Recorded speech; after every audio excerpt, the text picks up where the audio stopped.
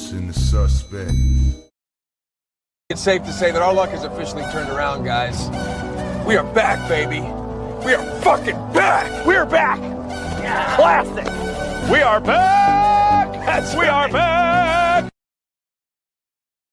Brought to you by Usual Suspect 6. Tap into all the shows. Real conversations with KG. Right now, I'm at peace right now. You know, things get hectic as it gets closer to the fight. Okay. Do we got a fight? Yeah, I fight April 10th at the Prudential Center. Bullshitting on the Beltway with Supreme Beast Boxing And Talk. now the co is the main event. So that's the way I look at it. That's my philosophy. Trill Thursdays and Usual Suspect Sundays with hard hits. I'm talking about it's really just about stacking this money, man. Getting on these singles, staying positive, you know what I'm saying? And putting it in their face by any means. Tales from the B-side with KG and TD. Needed to fill out additional paperwork to clarify. Yes, we did. Yes, we did. That is the paperwork that you see there. Okay. Open Mic featuring you. You know, that was a close fight. You know, he got dropped a couple times, but I thought he out. We do not care. Wow. It's a Usual Suspect thing.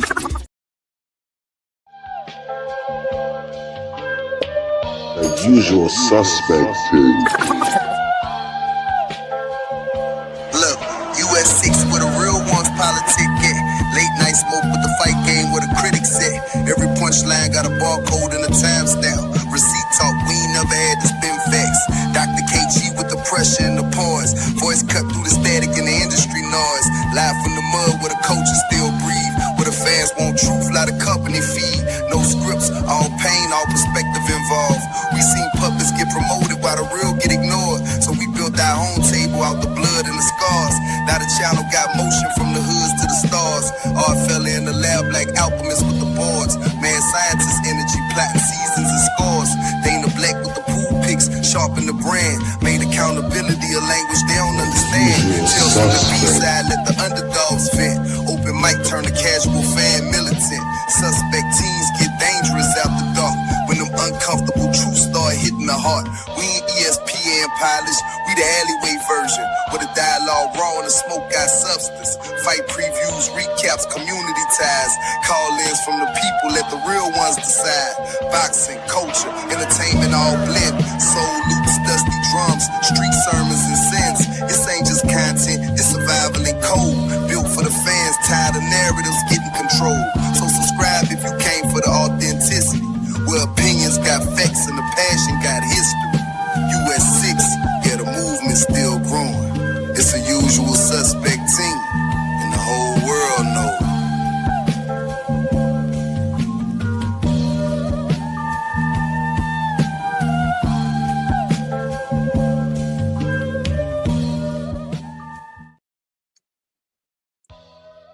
We are back. I feel like it's been forever, but our fella told me it was only been a week, man. You know what I'm saying? Shout out to everybody that's pulling in, is going to pull up, and is going to pull out and go tell some people to come back with them. You know what I'm saying? I'm your boy KG, and this is the Usual Suspect 6 Sports and Entertainment Hub Open Mic. The lounge is now open. What's up, our fella? What's going on with you, champ? Beautiful. What it do? Once again, this ain't your polished panel or your scripted debate. These are those raw lines, raw voices, and raw opinions straight from tonight's menu, KG. You know what I mean? Mm-hmm. So y'all in the chat, hit the link, you know what I mean, and step on stage. You're gonna get your time to talk, spit your shit, uncut, unfiltered, and unapologetically, you know what I mean? Go ahead and break down the fight. Call out the BS. Cape for your favorite fighter. Put your, you know what I mean? Press your foot on the necks of these sanctioning bodies. You know what I mean? Or the necks of Zuffa boxing. You know, dig? But understand, the host might pull up his moderator to give some smoke to your take. You know what I mean? So if you ready, once again, step on stage. And if you scared, stay in the chat. Once again, the link will be in the chat. No babysitting. This is boxing talk with some teeth. Gloves is off. Conversation. Let's get it, KG. Hey, you gonna have to add something to your intro. You said people that want to come in and cape for their damn fighters. You got a lot of guys that's gonna utilize a lot of cap when it comes to their fighters also. So I'm gonna have to work that in there somewhere, you know what I'm saying, down the line. You know what I'm saying? Because there's a lot of cap out here. It ain't just caping. Yeah, you want a cap or cape for your favorite fighter? The door is open and you got unlimited time to come spit your game and talk your shit, man. You know what I mean, we done charged up the cordless mic batteries and whatnot, so yeah, unlimited time for y'all. KG, are you ready for tonight's menu? Oh yeah, most definitely, man. You know what I'm saying? Just let everybody know all the drinks are free, man. You know what I'm saying? But the menu will cost you. Tonight's menu, KG, of course, curry Gwoat has been a staple on the open mic lounge menu. It has. It's once again back on tonight's menu. Of course, the Gwoat has been the topic of discussion on many platforms. Many platforms, you know what I mean? Of course, she was seen. Can we say? I won't say it was a full-out assault, but she was throwing some type of salt. Yeah. Look, and it was more than just like sprinkled salt. It was like a handful of salt because it was like you crashed this party. I heard she crashed it, so it was just wasn't invited. You showed up, and then you showed up with a whole handful of salt that went upside somebody's face. I think allegedly. The party was a MVP party, KG. You know what I mean? So if y'all wanna cook up on the curry Gwoat, you know what I mean? Y'all want to sample the curry Gwoat, it's definitely on the menu tonight. Because that's a hot topic. Very hot. I mean, do you think there's a chance that a fight might come out or might, you know what I mean, manifest out of this altercation between Clarissa Shields and Alicia Baumgartner? There's weight classes for a reason, all right? It's weight classes for a reason, unless there's an agreed upon catch weight. But at the same time, I think if that were to happen, bro, I think we would have excuses if the Gwoat doesn't look as Gwoat-ish as that she speaks that she is, because she would have to come down and she may be a lot weaker and she might be back up on the tip of her toes, not sitting down on her punches again. So I don't know, but I really don't like it. I didn't like the whole situation. You know what I'm saying? Because I'm like, you weren't invited, and I understand you want to pull up and press people, but at the same time, it's messy because you're in the wrong area. What if everybody in MVP was like tightly knitted and they just turned and decided to jump her? What if everybody jumped her and bumped her around the way they did Franchon Cruz? You know what I'm saying? When she was caught up in the mix, doing her way in. You know what I'm saying? What if this was replayed all over again and everybody decided to turn and Jake Paul has some kind of impression on all his fighters that everybody just turns and looks at Clarissa and say, oh, she's not one of us. Get her ass. How does the Gwoat make it out of that room? If everybody, like I said, because nobody has any contract fights, nobody has any signed fights, nobody in that room probably was in her weight class to fight that she would even consider herself. So what if everybody turned on her? She wasn't on boxing business. Why didn't that happen then? I know. I feel the same way. You know what I'm saying? Everybody wanted to be corporate. Like even Alicia Baumgartner, and that was a surprise. Miss Spicy, Zesty, Sassy herself. And it looked like she turned real corporate. She looked like she really turned. I was like, where's the tough girl at? And like that's what I was looking for, but Clarissa was wrong. But I was still looking for the tough girl to emerge, and the shit didn't happen, bro. And it looked weird to me because I'm like, the way Alicia talks, and then you didn't say anything, or you pretty much tried to play pretty much like victim. Like, what is she doing? Why is she doing it? You know why she's doing it. You didn't talk shit, man. You know what I'm saying? You've been popping shit. But nobody expected her to pull up to you know what I'm saying, pull up to an MVP, you know what I'm saying, event, especially uninvited. But she should have been there, something, you know what I'm saying, pretty much somewhat on business. I don't think that strikes business. But it does strike the messiness that Jake Paul likes. Nakisa might not be a fan of it, but Jake Paul might see something in that. So who knows? I don't know, man. But that Kerry Gwoat is almost like them fajitas that you get from the Mexican spot. This Kerry Gwoat comes to the table sizzling. Sizzling. Yeah, we put it on a hot plate. Hot fucking plate. Now, speaking of the altercation, the altercation took place at an MVP event, not an MVPW event, not an MVP boxing event, but an MVP MMA event, KG. Yeah. Oh, yeah. Yeah. I didn't even watch that, so that's why, you know what I'm saying? I think that's why I was so disconnected. So tonight, on tonight's menu, we serving up MVP kickers. I mean, this is breaded, KG. It's breaded in heavily crusted Netflix seasoning.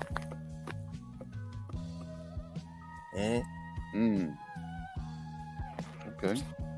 So it makes it somewhat palatable. So Even though for a true MMA fan, you might raise your eyebrow to this card. But go ahead, KG. No, I was gonna say, when you say kickers, are you saying like the little slider sandwiches that they had at KFC? You know what I'm saying? Like the little kicking chickers? Okay. Yeah. Okay. Breaded in that Netflix seasoning. Man, I mean, like, I don't know about the inside, bro. You know what I mean? It's processed to shit. Oh, man. But yeah, the outside, the outer crust,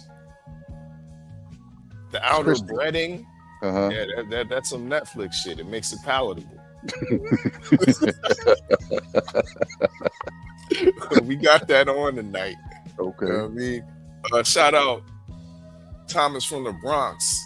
There you go. TD Sports Talk in the building. We got a seat up front for you. Drinks are free. Leoism. Salute. You know what I mean? Link will be in the chat after we run down this menu. So if you want to pull up on stage, spit your game, talk your shit about this beautiful game of boxing, the sweet science, the mic will be yours. Indeed. KG, we also got some heavyweight seasoning. We always got heavyweight seasoning, man. It's usually not coming from America. Because 'tis the season.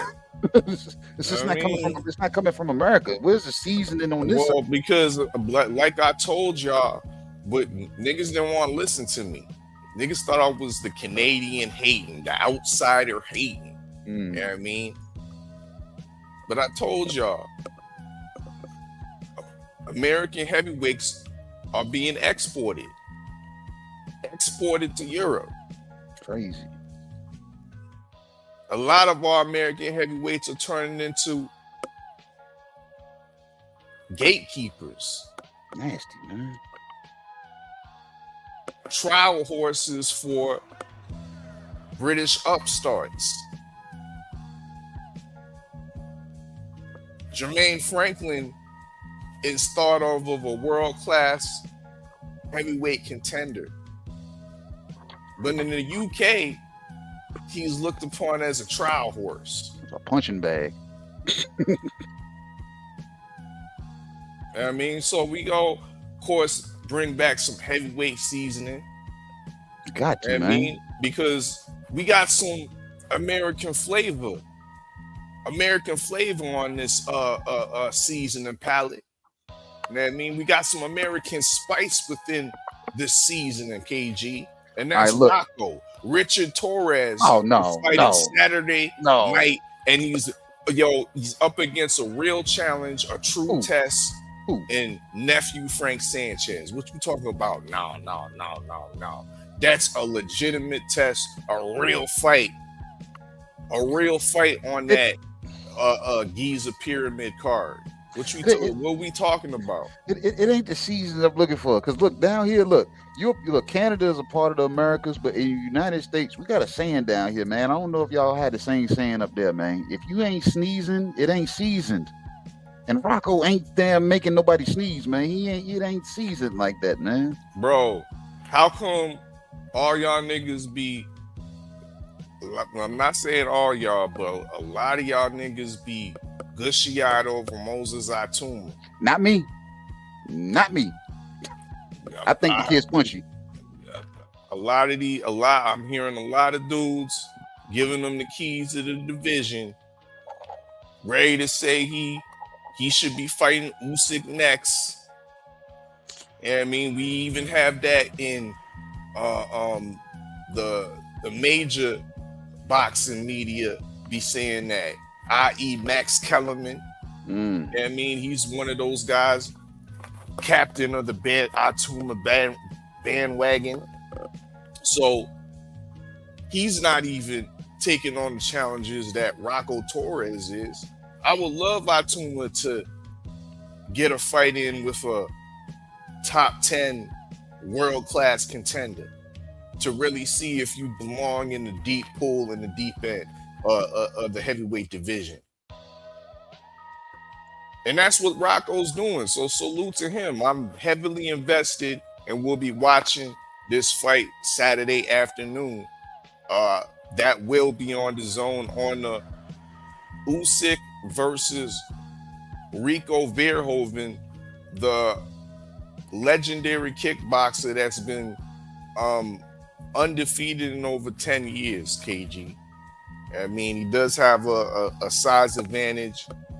He has trained in boxing. He's been a regular sparring partner for world-class boxers such as Adjit Kabayel and Tyson Fury during his championship run, so to speak. Championship walk is a better way of putting it. So it's not like it's a guy that's fully out of his element, a fish out of water. So I'm anticipating a decent little fight, even though it's a quote unquote or a low-key exhibition. Belts will be on the line. WBC will be there. Mauricio likes to put his mouth on anything. Right? Everything. IBF, Every damn thing. IBF has said that they have no problems with this fight. They won't be putting up putting up their belt. So Rico Verhoeven won't be, if he wins, the IBF will not be on the line. But if Usyk loses, once again, if Usyk loses this fight, the IBF belt will become vacant. Ladies and gentlemen, the IBF belt will become vacant. Is this guy's first damn professional fight, or has he fought in pro before? He's fought pro, but he fought a can, to be honest. So he's what, 1-0 in professional boxing? Something like that, yeah. Maybe 1-0, 2-0. Like, how the hell did he get? How did he get the damn Diamond Dame privilege? Let me tell you something, KG. The WBC puts credence on other disciplines, whether it's kickboxing, karate, MMA. That's their reasonings for allowing Francis Ngannou to get his WBC title shot against Tyson Fury years ago. Same kind of logic points here with Rico being, once again, undefeated in 10 years in kickboxing at the highest level. So WBC saying that yeah, that translates into a top 10 ranking. I guess. That's their argument. Yeah. Well, right? I look. I ain't gonna argue with them. I'm gonna just pull up the watch. You know what I'm saying? I guess that's what I'm gonna do because I've been watching Usyk put work in, and I've seen a little bit of this guy, but it seemed like the videos I've seen, like especially for the build up to the fight, not his training fight highlights or anything like that. Like as far as training, I see a lot of smiles in that guy's gym. I don't know what's going on over there. I don't like that. Unless they try to make good TV, KG. Maybe, I don't know, but I'm not sold on that. That's just like you ain't supposed to have women and kids around, but I'm seeing a lot of fighters have women and kids around. I see a lot of joking and a lot of playing around now. I don't know, man. I don't know what, you know what I'm saying? I don't know. So I don't know. I don't know how to read that. You know what I'm saying? Because I see Usyk ain't hearing you because I see his kid. That's what I'm saying. His son be all in the damn way. We trying to damn conduct business, and he over there.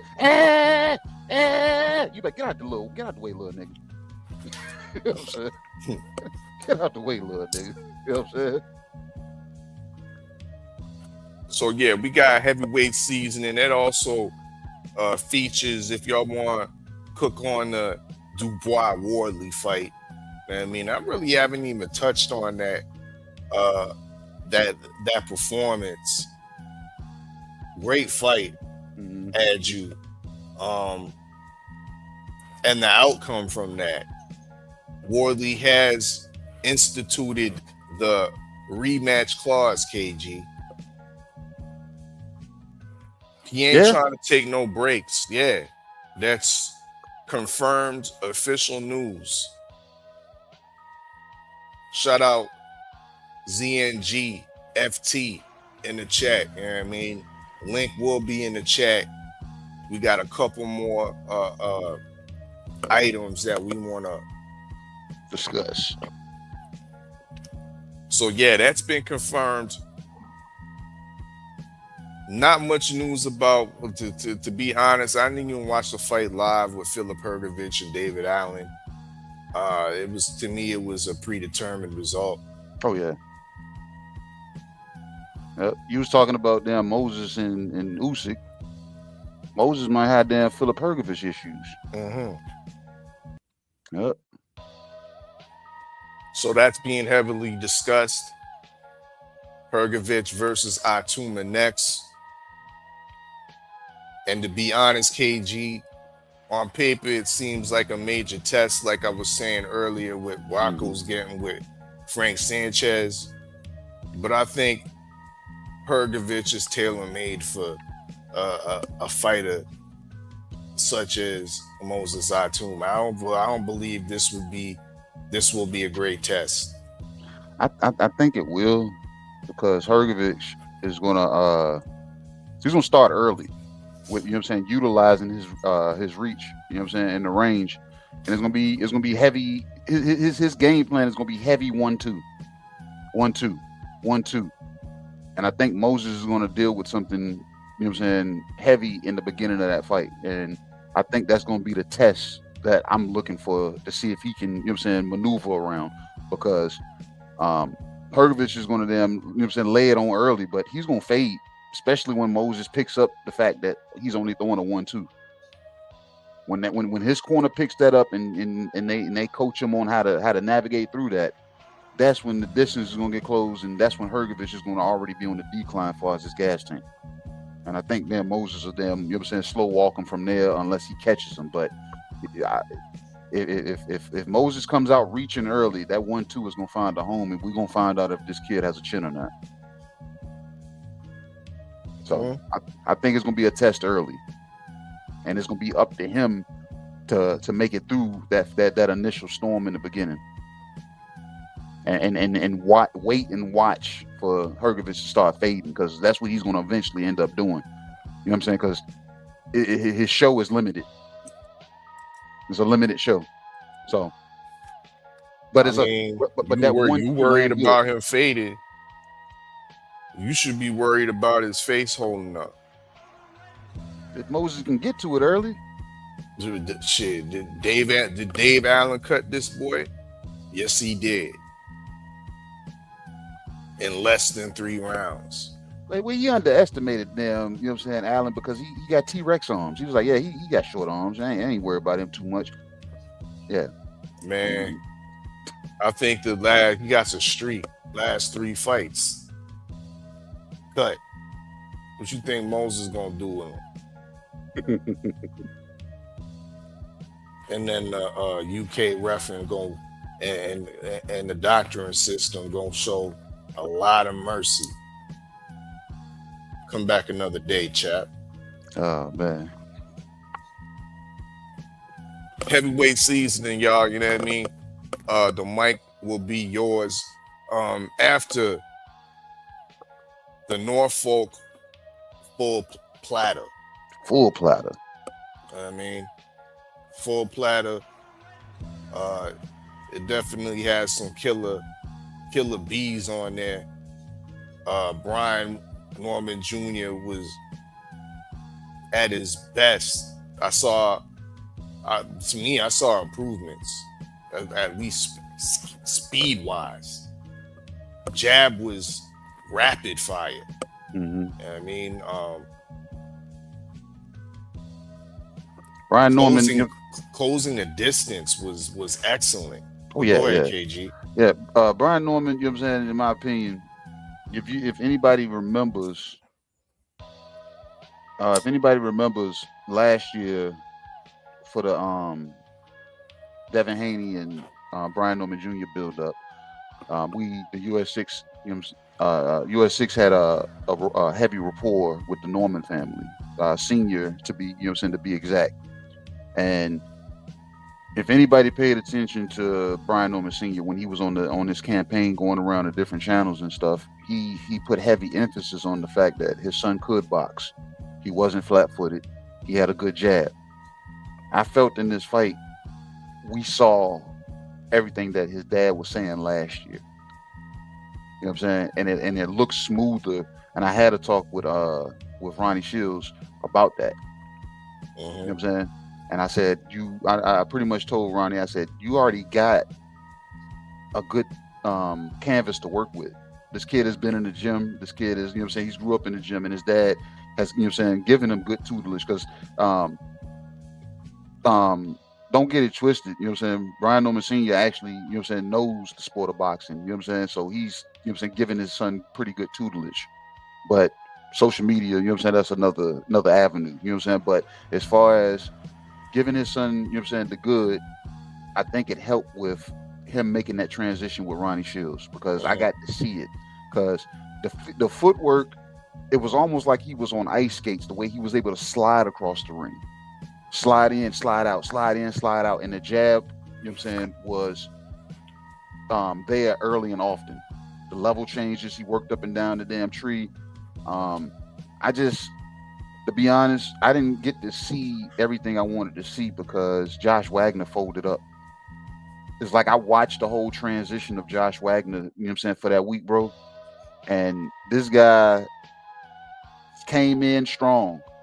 And I'm talking about strong, all right? When I shook his hand, he stood up. You know what I'm saying? Josh was solid cat. You know what I'm saying? I was like, damn, this dude looks strong as hell. And in the conversation I had with Junior, I said, bro, this dude's strong as hell. The next day, he go to get on the scale, man, and this man almost damn passed out. He stumbled 2 or 3 times. Wobbling, knees knocking and every damn thing. And then, of course, he was mad that Brian Norman Jr. didn't make weight. I would have been mad too, because, bro, I've been back here killing my damn self. And you come in 2 ounces over, you motherfucker, you. I'm gonna fuck you up tomorrow night. So I think it was rightfully so for Josh to talk the shit that he was talking the day of the weigh-in. But it didn't translate to Saturday night. Not at all, bro. This man pulled a LeBron on us, man. He went down and didn't know if he wanted to stay down or act like he hurt his arm. Nah, he about that World Cup soccer shit, because he was trying to take a dive with that shoulder shit. That shoulder shit. Oh, man. Yeah, but what else you got for us the platter, man? Because like I said, your vantage point was different from mine. So you guys saw things that I didn't see, and a lot of things that y'all didn't see I can, you know what I'm saying, clear up some things, you know what I'm saying, to let y'all know that Top Rank in the Zone was playing shadow games, you know what I'm saying, playing smoke and mirror games and shit in certain pockets. Like I think that scale got swapped out too. And nobody's clear whether or not both were calibrated, you know what I'm saying, the same way or not. And it showed when the guys came back and got back on the scale. When Keyshawn came back and got on the scale, he was 0.1 over. And then when he came back, he was exactly 140. I said, really? He was gone almost an hour. And you telling me it took him, he only lost an ounce? You know what I'm saying? And then when Brian Norman came back, he was 2 ounces over. And he comes back 2 to 3 ounces under. So, I don't know, man. Me personally, I wasn't really worried about that shit. A lot of people was, though. They made a big deal about it. A lot of people made a big deal about it. But to be honest, this shit wasn't like, yeah, there's professionalism and there's championship fights. And this wasn't a championship fight, but you could argue professionalism. Yeah. But Insider says that there was problems with the scales. Being that this wasn't a situation where both fighters blew the weight, where they were two pounds over or something like that. This was minimal ounces. You know what I mean? So I wasn't really looking too much into it. Brian Norman Jr. looked absolutely ripped. Well, he was strong all 3 days. Yeah. Yep. I ain't mean to cut you off, but yeah, he was strong. He was strong all 3 days. I didn't see. I think he had a real good camp because he looked the same way he did the day I had a conversation with him. The next damn day. So.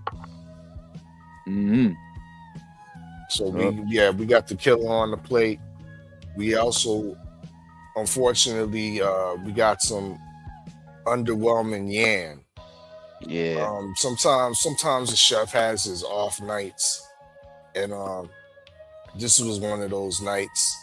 Yan Santana, I believe, had an off night, and some may say that he was lucky to get the decision. Christian Cruz definitely came in there and fought a competitive fight, and some have him winning, doing outworking Yan definitely in certain pockets. I don't know about landing the cleaner effective punches, but there was times that Christian Cruz, you can make an argument that shit, could this be a draw? So we got some off night underwhelming Yan on the Norfolk platter, and we also got the McKeyshawn Nuggets. You know what I mean? It was it was definitely a dominating performance, but there was some foolery within that dominance. The body slam of Nahir Albright. Now, if Nahir Albright was in his soccer mode, he could have took that all the way to a DQ. But he didn't. You know what I mean? He didn't do that.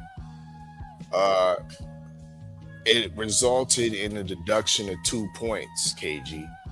How did you feel about the deduction? I thought it was rightful and just by the referee, and I'm actually impressed by that referee throughout the card. He, in a lot of the fights, he let the fighters work. Yeah. That referee, I've crossed paths with him maybe 2 or 3 times. Mainly, you know what I'm saying, not through Top Rank, but through the Beltway battles up in DC. And he's, in my opinion, he's a good ref. You know what I'm saying? He's commissioned through Virginia.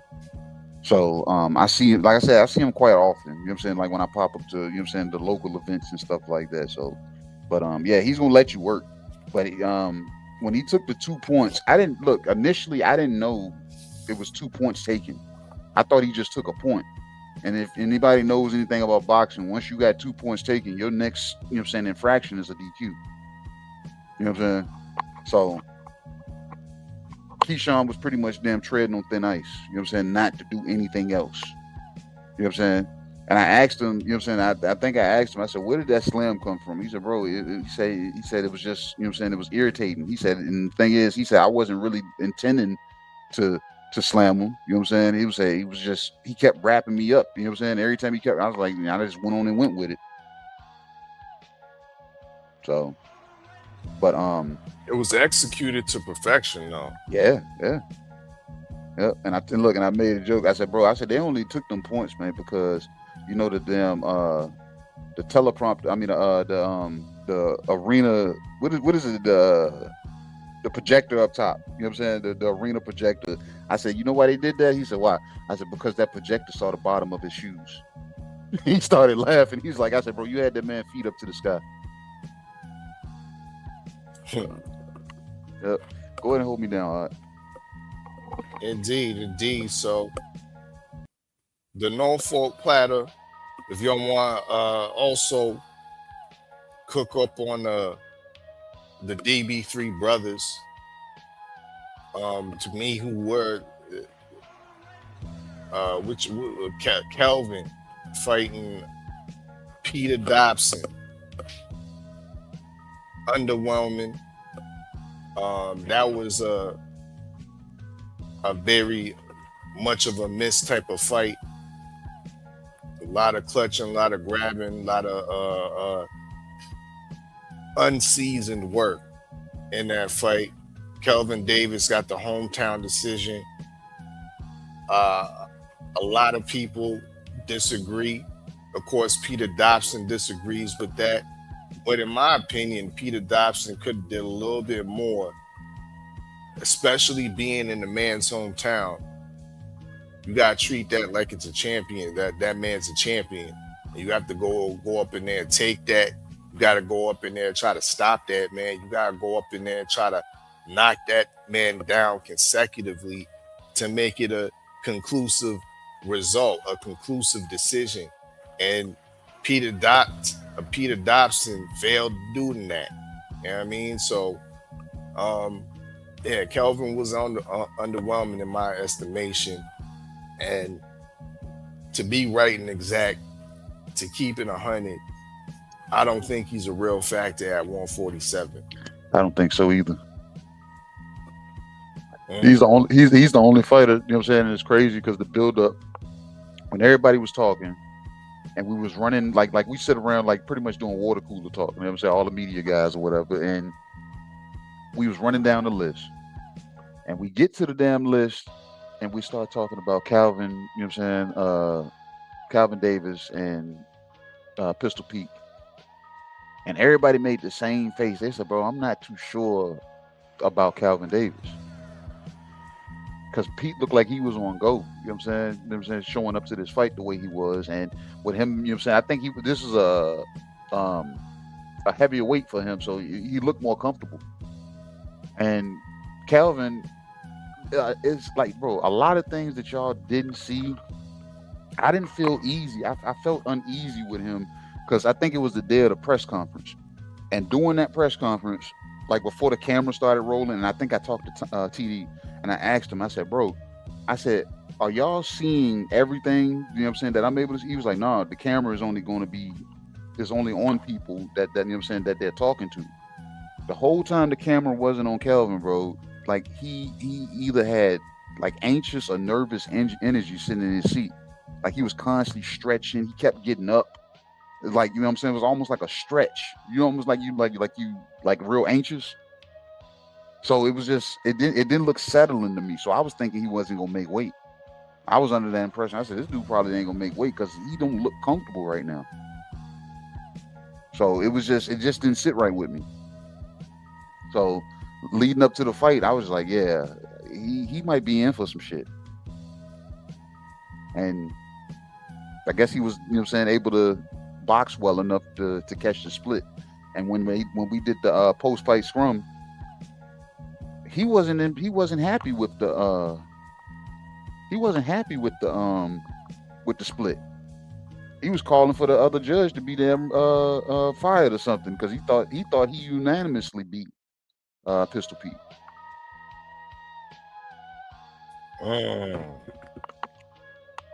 Yep. That's what he felt.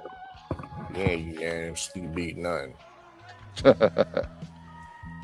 If anything, the people unanimously think that he fooled at the 147 division. Nasty. It's like it's like my Virginia bias is trying to make me not say it, but it's like I have to fucking agree with you. I have to. There ain't no way around it. Salute to the real queen of MMA, Tay Brown, up in the lounge. Queen, the link will be in the chat. We do have a topic on our menu that might be to your flavor. You know what I mean? The MVP kickers. I would like to hear your analysis of the inaugural MMA MVP card on Netflix. That's what's up. Was it cash or was it ass?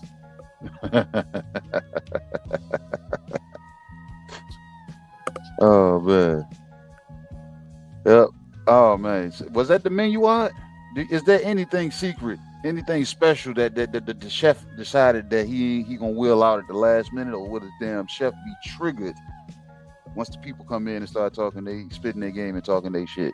They say, "No, what? I'm gonna get back in here and throw some in the microwave real quick. I got something hot for you." Hey, that's why it's a secret, KG.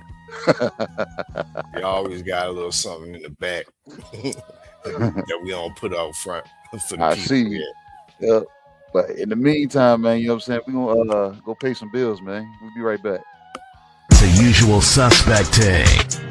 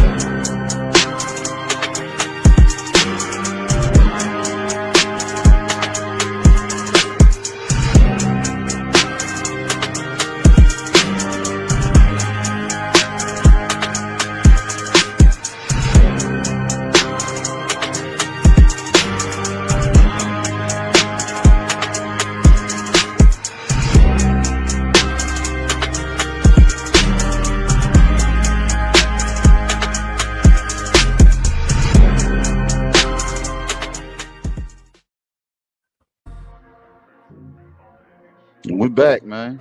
We are back. You know what I'm saying? The link should be in the chat by now. And if it is, y'all pull up, man. Come spit your game, talk your shit, man. Y'all know what them is on the menu. The drinks are free, but this menu will cost you. Salute to Stack D. My man said Canada in the chat. Big up for pulling up into the open mic lounge. Y'all know what it is. Smash that like button. Share that stream. Damn right, it's the usual suspect thing.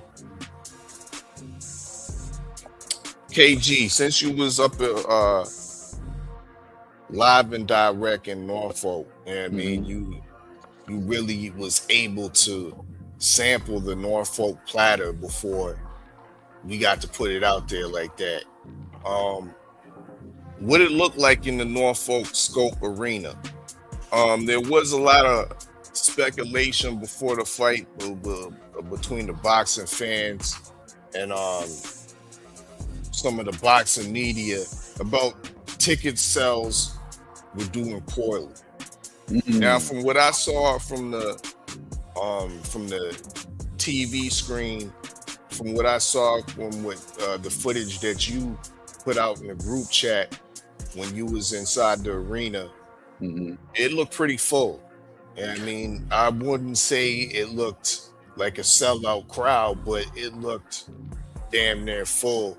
Probably 5 digits full, over 10,000 people type full. What can you say to that, KG? With the limited, I would say, promotion Top Rank put out there, this was piss poor promotion by Top Rank. Yeah, it was. Compare it to what you see Matchroom doing with the Oshaki Foster and Raymond Ford fight. There was absolutely no promotion. I don't know.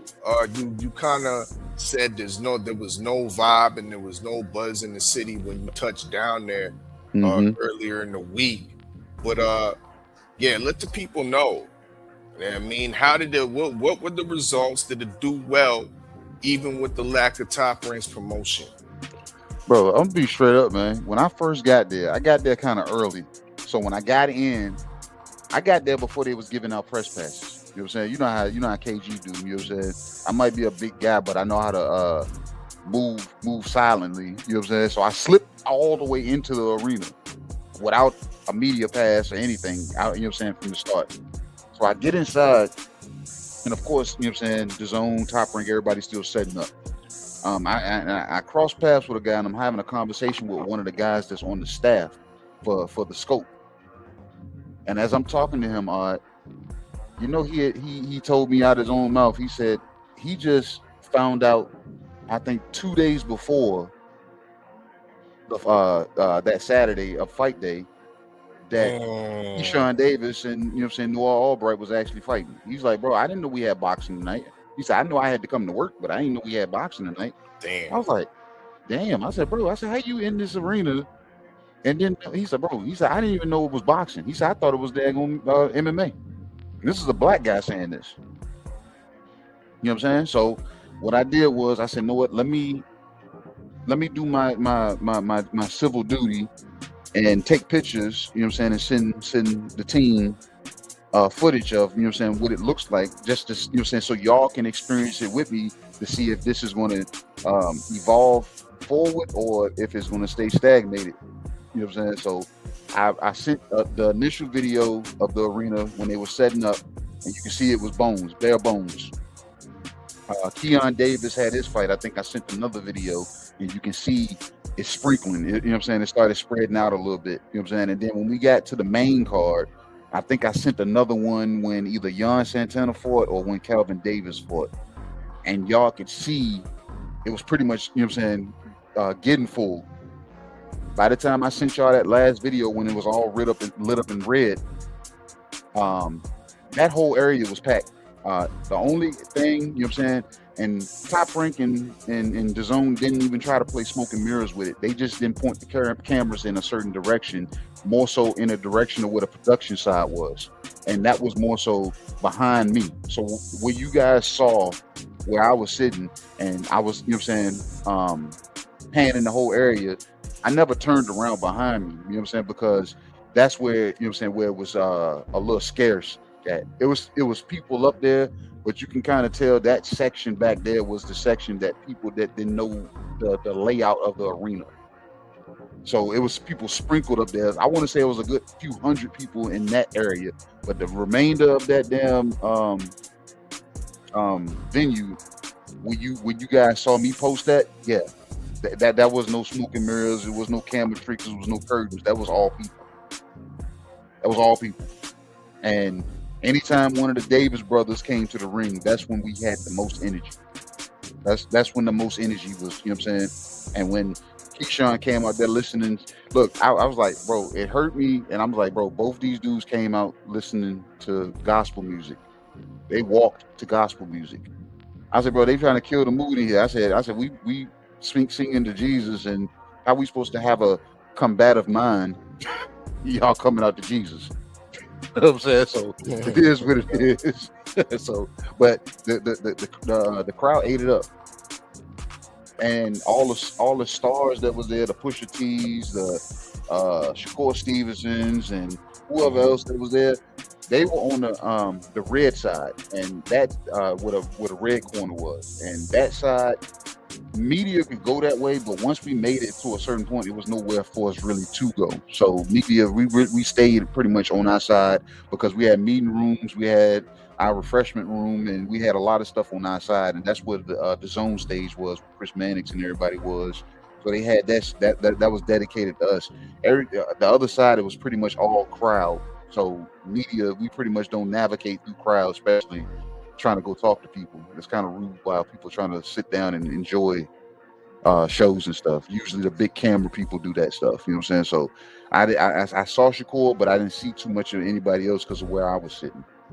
Oh, yeah. You saw Shakur, but did you see Debo Dev? No. You ain't see no Debo Dev because he did post. Was he there? I'm asking you because you was there. Oh, I'm saying you look. If I'm telling you what I seen the post. Wait, look, saying that Debo Dev's coming for Keyshawn Davis. So I was trying to figure out if he pulled up to the scope. That's why I'm asking you, because where I was sitting, I couldn't see him, but I know the camera angles are different. So I don't know. I was like, you might have heard something. Was he there? Did he pull up? If he didn't, where's Debo coming to? Who's he coming for? He's coming for. He say he coming for Keyshawn, and if he coming for Keyshawn, how you feel about that fight? I'm okay with that because I'm gonna tell everybody that's listening. I told Keyshawn myself. I said, bro, I'm not coming to another one of your fights if you're fighting at 140 pounds. And he looked at me. He said, for real? I said, yeah, man. I said, I'm not beating you up over the 2 ounces. I said, but the rest of the world is. I said, because you borderline got to be perfect right now. I said, because you left a stain in the city. The city welcomes you back, but at the same time, the city won't enforce supporters of it. I said, and then when you get on the scale, I said, you happen to be over. You know what I'm saying? I said, so it could be 2 pounds over, 2 ounces over. It could be damn 0.00002 ounces over. I said, they was going to flame you up regardless. You know what I'm saying? I said, because you got to be cut out to be perfect. And he's like, why I got to be perfect? I said, because people try to take what you say and use it against you, and then you're not their favorite fighter. I said, and their favorite fighter is in their eyes perfect. So you got to be almost godlike, Targaryen-like, in a sense. You know what I'm saying? So he was like, man, he said, I can't. I said, no, you're not going to win. Only way you win is if you take off, you know what I'm saying, take off the head of the people's favorite fighter. So him coming into 47 and facing Dev, I think it's a tough ask for real, because a lot of people say they jump right into the fire, but are you really jumping into the fire if you're, you know what I'm saying, fighting at a catch weight? Because I know anything above whatever divisional weight is, that's the weight, and anything above it is now the next weight, right? So technically, Devin Haney had already fought at 147 pounds when he fought Jose Ramirez. Am I correct? You are, sir. Okay. So he didn't jump directly into the fire. You know what I'm saying? He took a fight with Jose Ramirez, and then he fought at quote unquote 147 pounds. So if Keyshawn is gonna, you know what I'm saying, do that, I think he should be allotted the same liberties. Same liberties, be like, was this fight at 140 or was it at 141? Which is technically welterweight, bro. It was at 140. No, was it? Yeah, it was a 140 pound fight. He was 140.1 ounce. Yeah. So yeah, this was 140 pounds, because when he got back on the scale, he was 140 pounds. And Albright was right there at the limit also. So this was not a catch weight. So we can't register this as a 147 pound fight where he jumps directly into the fire. You know what I'm saying? Okay, so now you over here, you the host, over here caping for Keyshawn all of a sudden. You not keep caping for him because you got your quilt out talking about he needs to move in slowly into the welterweight division. Not slowly. Take the damn one fight that everybody else did when they moved to the next division. The one fight liberty. Yeah. Well, where's this written, bro? Of this so-called liberty, dog. Like, what is he talking about? This is why the quilt is out in full effect, people. If the king of the Targaryens can do it, so can the businessman.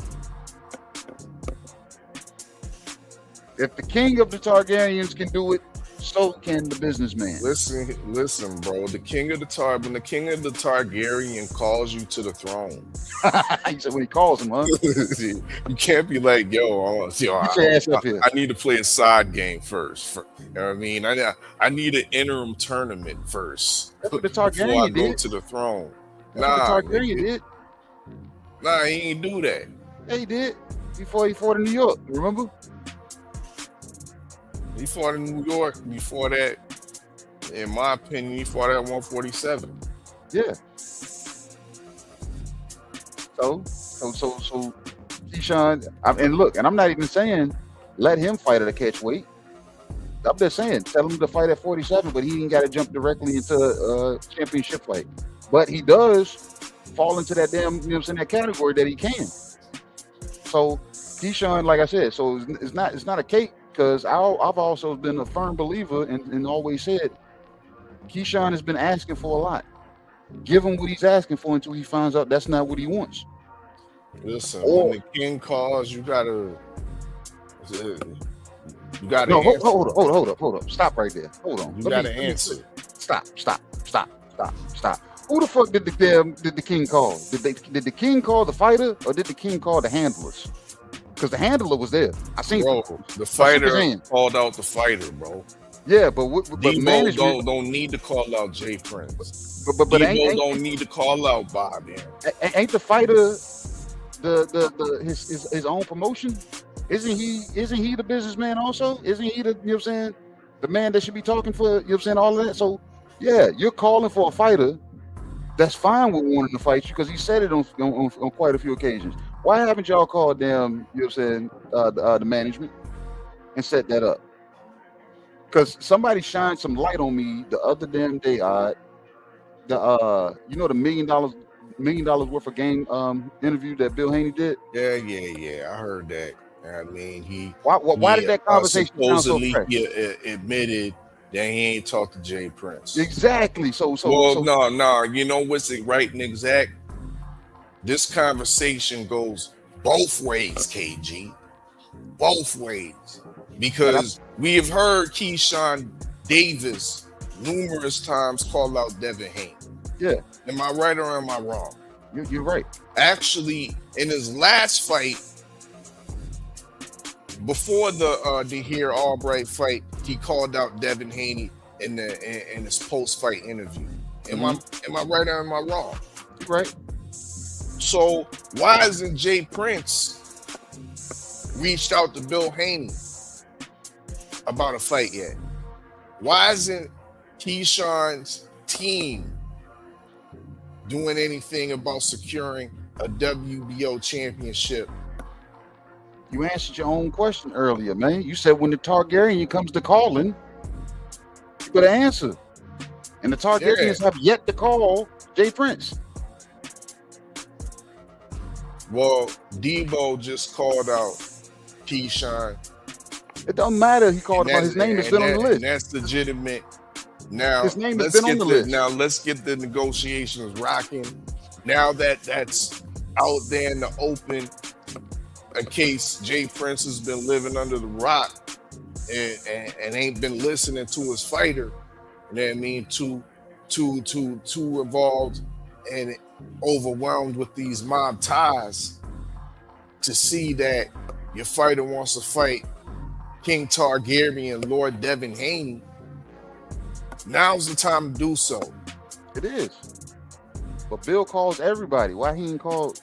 You know what I'm saying? No. See, now you're putting spin and semantics on it. First you're quilting the boy, talking about, he needs a liberty fight. at 147 before he goes into Devin Haney? What about he needs a legacy fight? Didn't you record my man Keyshawn Davis, and he was all talking about Deontay Wilder said I'm the greatest. You know what Bob Arum told me? He said I'm gonna be the greatest. So this is about my legacy, KG. And you over here talking about, yo, give this man some liberties. Give this man some Hey, I'm giving look, I'm allotting him the same liberties that the damn king of Targaryen did. He damn came in and said, let me get my feet wet here first before I jump into a title fight. He didn't damn go head first into a title fight. Look, in Rome, you do as the Targaryens do. That's what you do. When in Rome, do as the damn Targaryens do. So why can't I do as the Targaryens are doing? They're being held at the highest of regards. They get praised the most. So I want to be seen godlike. So why can't I do that? Why do I have to be seen as an anomaly? That was your advice to Keyshawn. You told him to do the Devin Haney. Yeah, ain't that what everybody else say? Bill Haney even says it. Do the Devin Haney. Do as Devin does. Come on now. Everybody wants to aspire to be a Targaryen when they grow up. When they reach their final form, they're seeking to be the same. There's nothing better. It's no honor to be them accepted at a higher level. All right? Come on now. No, Kate. I'm just damn looking off at the boxes that the Targaryens are checked off. I'm like, why can't you go the same damn path?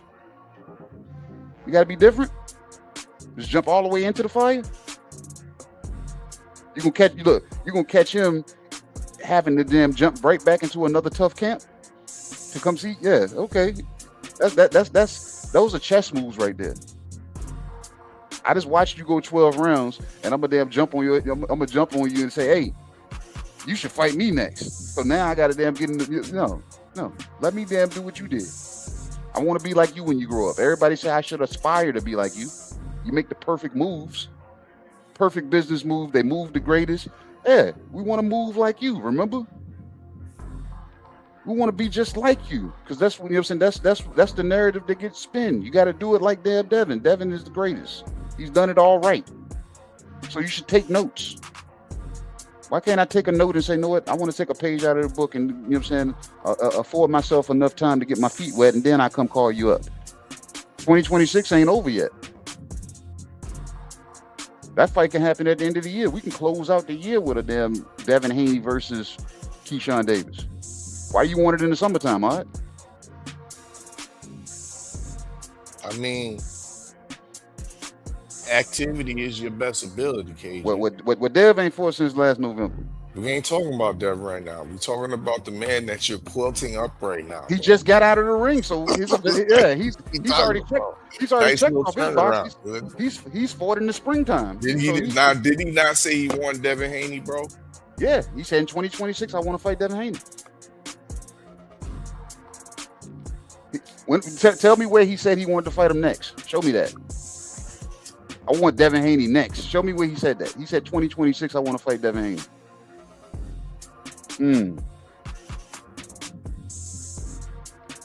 Like I said, when Lord Targaryen comes calling, bro, you better not be ducking under your shield.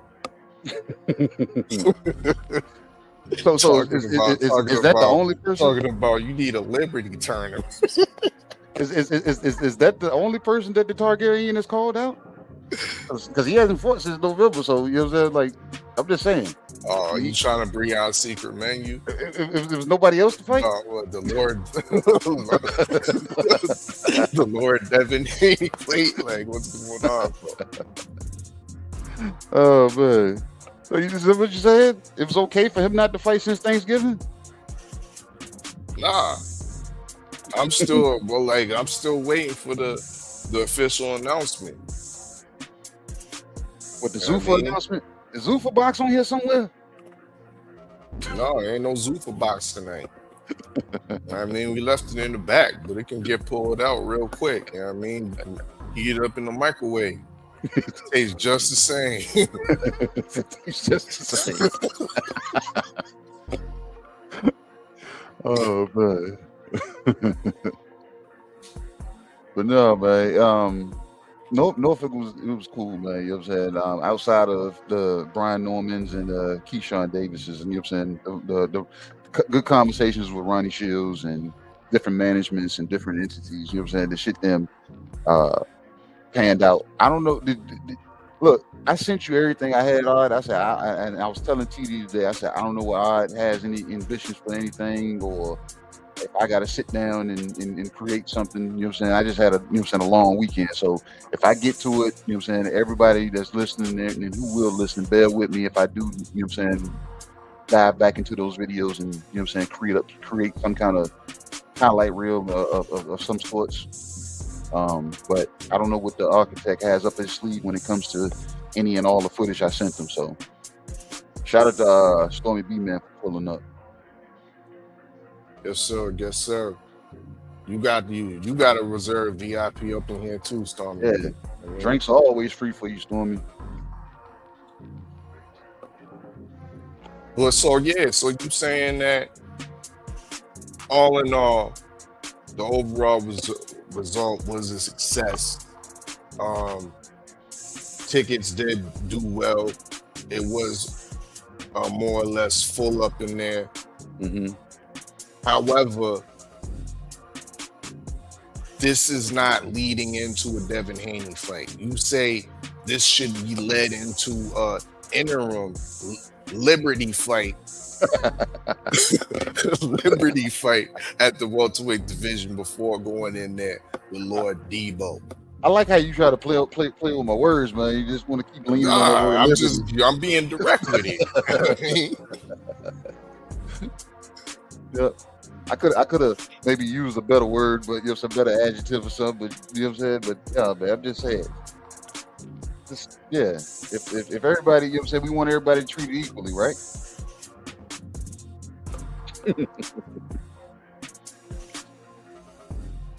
All right. I low-key want to talk about the MVP kickers. You got you're gonna have to damn, you know what I'm saying, pretty much fulfill me in on that. I sit back and listen because I don't even know who won the Ronda Rousey fight. Like I said, I don't know nothing that happened with that card. I just know it's a guy at my job that thought he was watching like UFC or PFL MMA. Mm-hmm. But I think MVP was too flashy for him. That he was like, bro, what the fuck is all this damn lights and glitter and all this? He said, where's the damn fights? See, so with the lights and glitter, because that was halfway cool to me, but annoying to me at the same time. But I know why they was doing it. You know why? Why? It was half empty up in that bitch. Oh, damn. So the way they had their lighting system, bro, at the Intuit Dome, that's where the Clippers play, the new stadium. Nice stadium, bro. Well, they got the upgraded lights and shit. And you see the light show that they put on. You know what I mean? So every seat in the building has a like a laser or a strobe light pointed to it. And you can't tell if there's somebody in the seat or not, bro. Especially when you're looking from the TV screen, from TV view. So they got them flickering and shimmering and whatnot. So it was good. That was it. Top-notch camera tricks. Top-notch camera tricks. And this is why I said with the MVP kickers, this was breaded in Netflix seasoning because it made this card more palatable. Like the true ingredients of this card was low-key trash. You know what I mean? We had Nate Diaz fight Mike Perry in a somewhat entertaining fight, mind you. Mike Perry got the stoppage. Nate Diaz looked like he was on that shit, man. I ain't never seen him. And look, all my years of watching MMA and seeing him in this damn build-up for this fight, I ain't never seen him in that type of shape before. Well, never. It didn't help him at all. I ain't think it did, but I've never seen Nate Diaz in that type of shape before. Yep. And maybe the crowd was fuller when Nate and Mike Perry fought, and after that they left or something. Because when they finally got to Ronda Rousey, it seemed like it was half empty up in there. Like the atmosphere wasn't there. Albeit the fight lasted only 20 seconds, KG. Oh, hell. I mean, it seemed like they just got in the clinch, fell to the ground. The other girl, Carano, had a little had position for a short, just like a split second. Next thing you know, there go the armbar. Ronda Rousey for the win.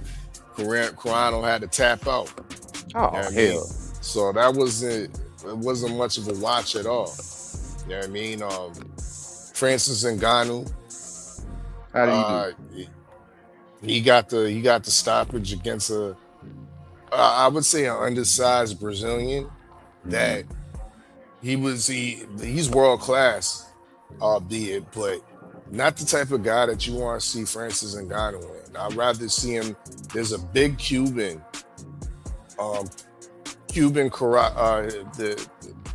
His main discipline is karate. In fact, I believe he actually got a gold medal in karate for Cuba. 6'7", in shape. I don't know about what he can do on the ground, or if he has a decent takedown defense at all. He does already have two losses when he was over there at the UFC, but I would have rather seen that matchup with Francis Ngannou than the guy that I seen him with. But Francis came in shape. They made a low-key spectacle of it, being that John Jones was in the crowd, was in attendance. John Jones stood up after the fight, but after the fight, you hear him saying that he's fully retired and committed to coaching and whatnot. So we'll see where this goes. MVP is looking like they're trying to throw around big dollars to get another mega event, possibly with Ngannou versus John Jones, or maybe Ngannou versus Rico Verhoeven, the guy that's fighting Usyk on Saturday afternoon. So I don't think Ngannou's smart enough to beat John Jones. You can't beat John Jones with just pure D strength. It's not a guy you do that to. You actually got to be smart to beat John Jones. So whether he's full-fledged retired or if he decides to come back, I don't think Ngannou will be like. There ain't no slight to him. I don't think it's a worthy enough fight. I don't think he's smart enough. Ngannou wants to smoke. He can want it, but I think he wants to smoke, and it seemed like the money's there more so than what Dana's giving out over the UFC side. Most definitely. You know what I mean, and you're gonna get that fight's definitely gonna be on Netflix. Yeah, so what's the problem, John Jones? Get your ass in shape. I mean, make this work. They was like really imprinting the fact that Ngannou was still the lineal heavyweight MMA champion. You know what I mean? We got our first pull up. You know what I'm saying? Welcome. There he is. Yo, what's good? What's up, Thomas? What's going on, man? It's a TD from the Bronx. Salute. Yeah, I was trying to give people opportunity to come up, but I said if nobody's gonna come up, might as well come up and say a little something. Come tell us about your boy Pete Dobson and Jan Santana. I know that's why you came. I didn't really come up for that, but since you mentioned it, and I heard you talking about it, and Hey, before you get started, all right, this man said Calvin Davis didn't win a round after the third round. He didn't. He didn't do anything. How you feel about that, all right? He did nothing. I mean that might be harsh, because Dobson wasn't doing a lot in pockets as well. It was a very lackluster ho-hum type of fight, and like I was saying earlier, TD. You in the man's hometown. You got to play that like it's a championship fight, and you the challenger. You can't just do some rudimentary walk down tactics and make it seem like you doing a better work. You got to put in the better work. You got to put that man on his pockets multiple times. You got to stop that man in his own town, like you said you was gonna do in front of his family. He ain't do that. I understand what you're saying, and you make a very valid point as far as the guy, coming in as the B-side. But, the first 3 rounds, I thought Kelvin did great. I thought he kept them on the outside. He boxed well. He kept turning Pete. He didn't really stay up against the ropes. But then midway in the 4th round, Kelvin just, I don't know what happened. Pete just started getting inside more. And the 4th round to me was kind of like a swing round, but I gave it to Pete, and then after that, Kelvin didn't do anything. He tried to keep him on the outside, but he just couldn't keep him off him. And I thought Pete was bringing the fight to him as the fight got later on. And then, Kelvin kept holding. He fell to the floor a few times too, which he didn't really have to do. It was not really any roughhousing or anything like that. And it just seemed like Kelvin didn't want to be there, bro. Like he didn't show me anything that he wanted to win the fight. He was just happy to be there, in his hometown and everything. He didn't come out and try to win, as much as you say that Pete, didn't come out and try to take it from him. I didn't think Kelvin did anything spectacular to solidify himself as being the winner of the fight. It's after that 4th round, I'm serious. He didn't do anything to me. So I thought Pete won. The worst case, if you want to give it a draw, you can maybe give it a draw. But you can't tell me that Kelvin won 6 rounds. No way. So, I don't know. It was an ugly fight, lackluster, whatever you may call it. Definitely an ugly fight. But I thought Pete won, and I thought Pete won clearly. I didn't think Kelvin wanted to win that fight after, basically in the second half of that fight. He did nothing. So Pete won with aggression or like maintaining control of the fight? I think a little bit of both. He was never in control. It was just aggression. Was Kelvin in control? He was boxing. You're going to get labeled as the boxer, especially at home. But that. Where was he boxing when he wasn't throwing punches, bro? Hey, he was boxing in the first few rounds. Look, and they were hugging, because of on his accord and Pete, because Pete wasn't, initiating real inside work as he was going in. It was a hold, and so that's why I said Pete was never in control. He was just aggressive. Well, I guess we're gonna have to agree to disagree. I thought Pete did enough to win the fight, and I didn't think Kelvin did. And I understand your point. The B side is usually never gonna get, calls like that. But at the worst case, it should have been at least a draw. But to give this guy 9 rounds, because one judge scored it 9 rounds to 1, that's your robbery right there. Yeah, that's ridiculous. Like you want to say a close fight is not a robbery, but a robbery is when a judge gives the other guy 9 rounds. That's a robbery within itself. That's why when I talked to you, Thomas, I told you, I said I felt Kelvin edged it, like meaning I didn't give him no 9 rounds, but I think he edged it because I saw Pistol Pete. I saw his aggression, but I didn't see like him being able to aggression. Be the aggressor. I didn't see where he was actually swinging the fight into his favor by being the aggressor, by putting Kelvin on skates and having him moving around, having him look the way you said. Like if he made Kelvin look the way where he wasn't, boxing in your mind, where was then Pete actually, changing the tone into his favor? Just being aggressive didn't do it for me. I needed the punch. I needed the punches to be put together. I needed him to actually have him dead to rights that he was holding him because he was getting hit, not holding him because they were too close. Yeah, but I don't think that's not how Pete fights. And I wish he would throw a little bit of combos here and there.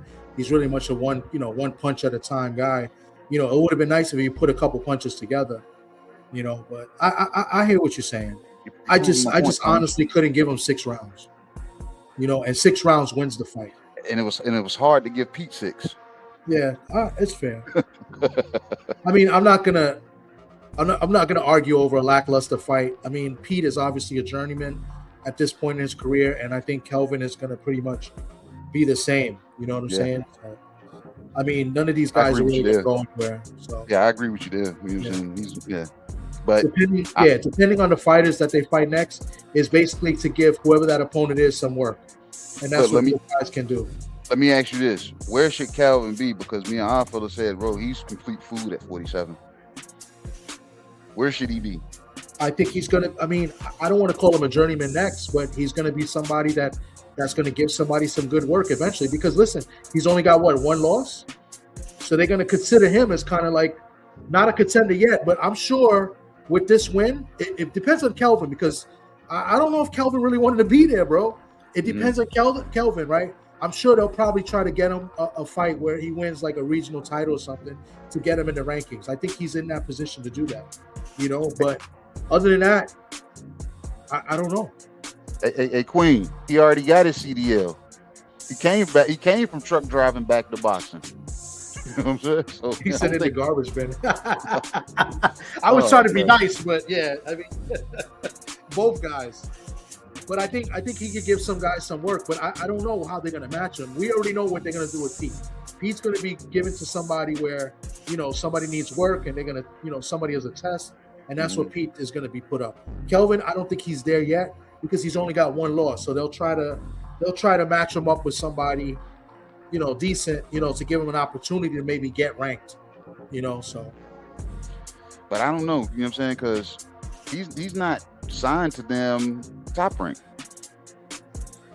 Yeah. So and they need to give him a Mexican diet for like. But the thing is, 10, 15 fights, and they get him to 30-1, nigga, and then you ready, nigga. Put him out there. But the thing is, he's not gonna make it that far, especially if he's still, you know what I'm saying, dealing with pro boxing. You know, I already know pro boxing gonna throw you into tough fights, so he might not make it, you know what I'm saying, out of the next pro box fight. Yeah. Yeah, he don't need no pro box. He don't need no Zuffa. He need the Mexican diet, bro. You know, I heard some really bad news yesterday from somebody, and you know, remember I told you Pete is a fireman. Yeah. And so like he has another job, but I found out that he gave up that job to box. Oh damn! Unbelievable, bro. When I heard that, I said, "Are you serious?" He's like, "Yeah." He said he's not a fireman no more. So he went through all of that, took the test, waited, became a fireman, and he said, "Let me box." Unbelievable. So yeah, that's what I found out yesterday. Unbelievable, bro. I mean, he could probably go right back though. Yeah, I would hope so. You know, because that's a way better job, and he can still box. Yeah, and based off the, you know what I'm saying, people seen they was like, yeah, we know who you are. You know what I'm saying? So yeah. As long as he ain't damn leave on bad terms, yeah, he should be welcome back. He's in shape. I hope so, because that's a good. I mean, to be a fireman in New York, it's a good job, man. Yeah, that's what somebody was telling me yesterday. I was like, wow, crazy. What else you got, man? Let's talk. Look, you talked to Ricardo last night. Of course I did. Okay. Yeah, and you know, Ricardo, you know, he's convinced. He told me to watch the fight again. I will. I just haven't had a chance. He told me the same thing. He convinced that Jan wanted to watch it again. Now, I did agree with him on some of the things he said. I think, you know, the early rounds, Jan definitely won, and then Cruz came on, you know, strong, and you know, he was very awkward. And I wish Jan would have boxed a little bit more, so he made some mistakes that hopefully he learns from. But I like one of the things that he was right about, and I did say this too when to somebody, is that, you know, Cruz was like the last 30 seconds of the round, he was trying to steal it. Like in some of those rounds, he didn't really do anything much in the whole round. Yeah, there's nothing wrong with that. That's how you do it. No, it's not wrong with that. But he didn't win those rounds, but he won like the last. You know, that's what the judges remember the most. So that's what he was trying to say. He said he didn't really win those rounds. So I'm going to watch it again. To be fair, I scored it a draw watching live. So look, I break rounds down into 4 quarters. You know what I'm saying? So if you steal that round in that 4th quarter of that round, hey, shame on you for damn taking, you know what I'm saying, taking your foot off the gas. But I saw that fight being, you know what I'm saying, a lot more difficult, because you know why? Cruz was, I want to say, tailor-made for just about anybody he would have fought, because the guy was coming forward. He was aggressive coming forward. And Jan, he was killing me because I didn't show you the text message. I sent the text message to Ricardo during the fight. I said, bro, you got to get to that trainer and tell him he has to get lateral. I said, him standing right there where a guy is pressing forward, coming in a straight line to him, he's not getting out of the way of anything. I said he's making this fight way too difficult, and it took him to the last half of that, the last part of that fight, to start spinning him. Yeah, you notice he started spinning. I said, Yes. bro, I said, why wasn't he doing that sooner? I said, because he was right in front of this guy. This guy was right in front of him, and the guy was there. He was like, bro, this kid's gonna give me every damn thing I want. And Jan was there. I was like, if he was gonna be there, he had to be more active, and he wasn't. I said, and if he was gonna not be active enough, he needed to keep his feet moving, because that dude was there to be spun the whole time. Yeah. Yeah. No, I agree, and I was telling him that too. You know, but I watched it again, but I mean, it's done. I mean, a lot of people are going to criticize him. It happens, right? Listen, when Shushu fought Sagawa, he had a tough time with him. Some people thought he lost. Some people thought it was a draw. As a matter of fact, I think one judge scored it a draw. I think he won a majority decision against Sagawa. So, listen, this is a little bump in the road, but listen, he got the win, and he moves on. Hopefully, he learns from it, and we'll see where it takes him. And what did I tell you earlier when you used that same statement, Thomas? I said, bro, Shushu didn't call out Jan Santana. I understand. You know what I'm saying? So Yeah. if Shushu looked lackluster in a fight, he didn't call out Jan Santana. Jan Santana called him out and looked lackluster. Yeah, but Shushu called out other guys, and he got criticized for it as well. Yeah, Right? but who are these guys? Food, they kept saying he's food for Inoue because that's the guy that they keep referring him to and matching him up with. But is Monster Inoue in his weight class? No, he's not. But they keep for whatever reason. Jan Santana is. Yeah. That was my whole thing about it. I said, bro, and I told Ricardo, I said, bro, you can't, you know what I'm saying, make a statement like that and then you go apply for a job and you check off the boxes that you can do the job, but are you impressed at how you do the job? And I told him, I said, that's the thing. You got to go back to the lab and tighten that up. I said, because you're calling out one of the top guys in your division. So when you do that, like I said, your division. He's not calling out Shushu being a division higher than him or a division lower than him. He's in his division. So I'm just like, when you say his name, you have to put on a better account of yourself. Have to. You're right. You know what I'm saying? Just like when Shushu fought whoever it is he fought and Inoue was in the crowd. Inoue was not impressed. You know what I'm saying? That's why Shushu bowed to that man, and Inoue just nodded his head. It was like, yeah, whatever, nigga. That's what you got for me. That's what you got me. That's what you got me all the way out of Japan to New York for. And that's what I felt. That's what I felt if Shushu was listening to anything Jan Santana was saying building up to this fight. If he heard any of the rumblings of it, you know what I'm saying? Did he put a tweet out? He put a tweet. He said, "I'm not impressed." See. Yeah. That was his version of what Inoue did to him. Yeah. Yep. Not impressed. Not impressed. I think he said not impressed. Just like. And I told Ricardo, I said, bro, you got to go back to the drawing board. I said, because when you call out names like that, I said, you got to still look away. You know what I'm saying? Still got to look away. Especially when he's saying the guy that he's calling out isn't dangerous. I said, the guy don't speak English. Fight by fight. You know, he's not gonna get a world fight now. Look. I said, Ricardo. I said, the kid don't speak English, but he is shit talking Shushu. So I was like, yeah, you got to put on a better account. If you can practice on getting your English good enough to say Shushu ain't dangerous and Shushu is damn easy work, we have to make the damn opponents that we're facing leading up to Shushu easy work. You know right. What did Ricardo say when he said that? He was look. He looked at me. He look. You know how I am. Our fella knows how I am. I'm gonna say things like, you know what I'm saying, you're not gonna really want to hear, but Ricardo said, bro, he said, KG, I can respect that because you're completely honest with me. Yeah. You know what I'm saying? So he respected it, but you know what I'm saying, he didn't want to hear it. He wanted me to say, yeah. He wanted me to just nod my head and say, yeah, man, good job, Jan. Good job. And I was just telling the kid, I said, bro, I said, you in there with a tough guy. I said, but you can't stand in front of those guys. You can't. Yeah. Yeah. And once he saw that he took his best shot, because he hurt him in the second round, he hurt him. His knees wobbled, like he buckled him with a left hook, and I guess he couldn't do anything after that. He took his best shot, and that kind of might have helped Cruz in a way too, because he's like, you know, I took your best shot and I'm still here. You know what I'm saying? So, but you know, life goes on. All right. yeah. Like I said, the kid's young, and like I said, seeing him after the fight and chopping it up with him, it wasn't like his spirits was broke with the people booing him in the, you know what I'm saying, in the arena and everything like that. But it's a learning curve, and that's what I told, you know what I'm saying, told Ricardo, and I told the kid that. I said, bro, I said, just get back in the lab. I said, and just put your head down and focus. I said, that's all you got to do. And then I felt, I told Thomas, I said, when I said that shit, I stood up and I tried to snatch his belt from him. I said, give me that goddamn belt. Give me that goddamn belt. Man. What else you got on the menu, Thomas? Well, let's start off with what is that? Curry Gwoat.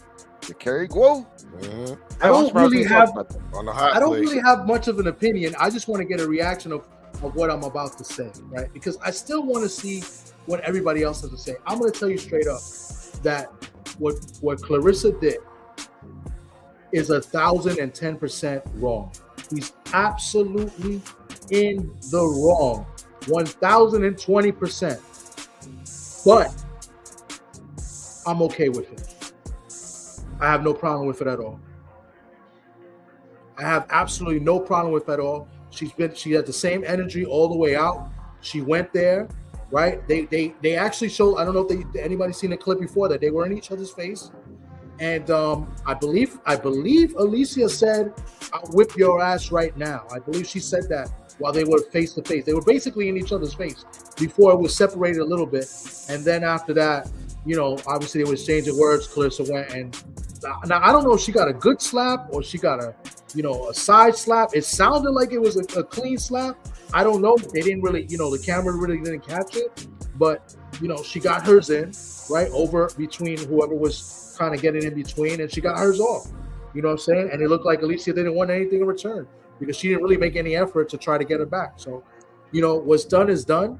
I'm interested to hear other people's perspective on it. But I will say that she was wrong. She was in the wrong, right? That's pretty much assault. But they are two fighters. They both been chirping and talking about each other for about 2 years now, maybe 2.5, right? And I think, in my opinion, it's fair game. Now if she's not supposed to be there and she showed up, she's wrong. But at the same time, I just think that I think I'm okay. Not that I think, I just know that in my opinion, I feel like she has it, I'm okay with it. Y'all been talking. Got you, homie. Y'all been talking shit back and forth. You kept the same energy. Stay out of my business, stay out of my face, this type of stuff, whatever. And the next time you said you was gonna see me, you was gonna do something. Well, I'm here. Let's do something. Let's get it popping. She slapped. Which one is Bumgarner corporate? She slapped her corporate. Pretty much. Because the fire. Remember I said the fire didn't come out. She got slapped, and if she got hit in the face, the arm, the hand, whatever, it knocked her corporate. Yeah. How many times? I mean, I halfway agree with you, Thomas. But well, let me give an analogy real quick because I'm gonna do it. Nobody else is gonna do it. How many times have we asked for the same thing from other fighters, where people are chirping and chirping, or I don't like this guy, I hate this guy, and blah blah blah, right? And then they come across each other, they see each other, and then they're hugging, they're giving each other pounds, or they're taking photos or doing face-offs and stuff like that. The energy is not the same from what you type behind your keyboard or your phone pad or whatever it is. And how many times we see them and be like, yo, what happened? Now y'all friends? Y'all talking? Like, what is this? And then we hear people say like, well, what do you want them to do? Catch a case, get in trouble, whatever. The energy is not consistent and the energy is not the same. You know what I'm saying? So listen, what's right is right and what's wrong is wrong. That's why I say she's in the wrong, but I'm absolutely okay with it because there are times we've seen in the men's do it where all of a sudden they want to take photo ops or they want to, shake hands and say what's up, or you know what I'm saying, and they don't have the same energy. And then the next want to play baccarat together. Talking, huh? They want to play baccarat together. You didn't even let me get to it. I was about to say that, man. You killed my mind. And then they want to play. Talk about playing baccarat. All right, I'm done. Go ahead, no, I'm saying because I heard the build up. I was like, is he going? He want to play baccarat, but bro, like you say, you cool with it, but at the same token, you did say it was assault, correct? Yeah, that's assault. I don't think it was really assault. I mean, I don't think anybody's going to sue anybody. You could take anybody to court over a slap after they were just getting a heated argument or whatever. I mean, at the very least, they should have. If it was really a problem, they should have kicked her out, right? Because she threw the punch, or she threw her hands or whatever first. So at the very least, that's the, or not the most that could have happened. So there's not technically no, like nobody's going to jail off of that. You feel me?